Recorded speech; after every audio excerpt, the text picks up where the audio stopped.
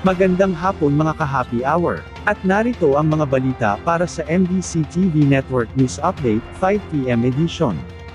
SUV na sangkot sa Mandaluyong hit and run, pag-aari ng malaking negosyante driver nakasuhan na. Ating panuurin sa MBC TV Network News ni Edniel Parosa. Isang pribadong negosyante at hindi miyembro ng Kamara o kahit sino sa gobyerno ang may-ari ng Toyota Land Cruiser na sangkot sa hit and run incident na ikinasawi ng isang babaeng angkas at ikinasugat ng 25 anyos na motorcycle taxi rider sa Ortigas Avenue, lungsod ng Mandaluyong nitong Hulyo 10. Kinumpirma sa DZRH News ng isang mapagkakatiwalaang source na harap ang kampo ng may-ari at sangkot na driver sa ipinatawag na pagdinig ng Land Transportation Office sa darating na Hulyo 16. Kabilang sa mga magiging sentro ng investigasyon ng ahensya ay kung bakit tinakpan ng plaka at conduction sticker ng sasakyan na masangkot ito sa naturang insidente. Nakarating kasi sa LTO ang report ng DZRH News na tinapalan ng logo ng House of Representatives ang conduction sticker na SUV habang binalot din ng dyaryo ang plaka nito bago baklasin ng mga nag-imbestigang tauhan ng PNP Forensic Group. Dito tumambad ang special plate SSS-11 na hindi umano pag-aari ng isang taga-gobyerno at sa halip pwede rin i-request na isang pribado.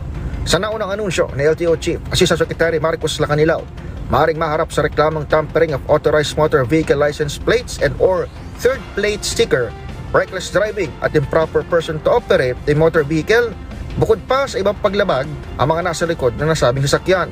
Kasabay nito, isa na ilalim sa alarma ang naturang sasakyan at pinatawag din ng 70 araw na preventive suspension ang sangkot na driver. Sa update sa DZRH ni Mandaluyong City Police Chief, Police Colonel Reynan Patam, naikwas na nila nitong Sabado ang driver sa kasong reckless imprudence resulting in homicide, physical injury and damage to property habang nararatili sa kanilang kustodiya. Pero ayaw pa niyang magbigay ng pagkakakilanlan ng suspect dahil sa umano'y data privacy. Gayunman, kinumpirma ng hiwalay na source na 20 anyos na anak na may-ari ng SUV ang driver sa insidente.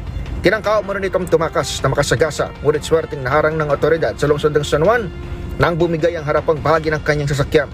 Sabi pa ng source, sinubukang gumamit ng pamilya ng suspect ng padrino upang aregluhin ang kaso sa LTO, pero sinopla ito ng liderato ng ahensya.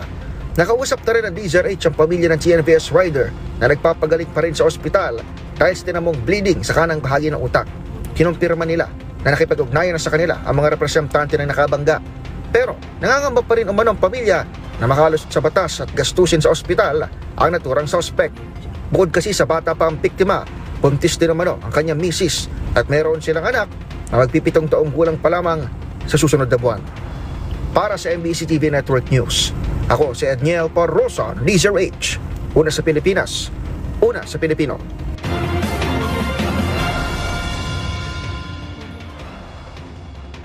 Samantala, 10th anniversary ng West Philippine Sea Arbitral Award, ginunita sa puntod ni Pinoy. Ito'y ginunita ng supporters ang isang dekadang anibersaryo ng makasaysayang tagumpay ng Pilipinas sa West Philippine Sea. Ibinaos ito ng mga taga-suporta ni dating Pangulong Benigno Noynoy Aquino III sa kanyang puntod. Matatandaang si Aquino ang pangunahing arkitekto ng kasong isinampa laban sa China noong 2013, na humantong sa desisyon ng Permanent Court of Arbitration noong July 12, 2016. Sa naturang desisyon, ibinasura ang 9-line claim ng China at kinilala ang karapatan ng Pilipinas sa loob ng 200 nautical mile exclusive economic zone. Pinangunahan ng Ninoy and Cory Aquino Foundation at Liberal Party ang programa na sinimulan sa pamamagitan ng banal na misa. Ito ay nanawagan si LP President Erin Tanyada na gawing pambansang araw ng pagninilay ang ika-12 ng Hulyo, upang manatiling buhay ang kahalagahan ng tagumpay. Sa huli, ipinaalala ng mga lider at mangingisda na ang pamana ni Aquino ay patunay na kahit maliit na bansa, ay kayang ipaglaban ang karapatan sa pamamagitan ng batas at diplomasya.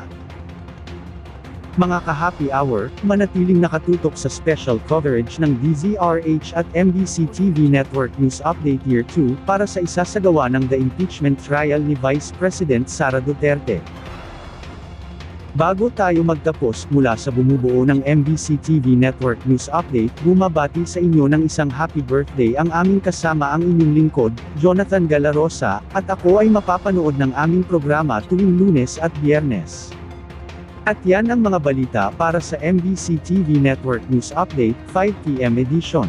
Samahan ninyo kami bukas, mula alas 9 ng umaga, hanggang alas 5 ng hapon.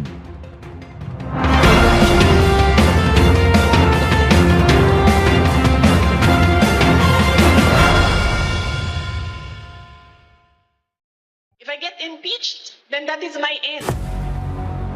Tumutok sa pinaka-importanteng paglilitis ng impeachment court ngayong taon. The impeachment trial of Vice President Sara Duterte. A DZRH Special Coverage.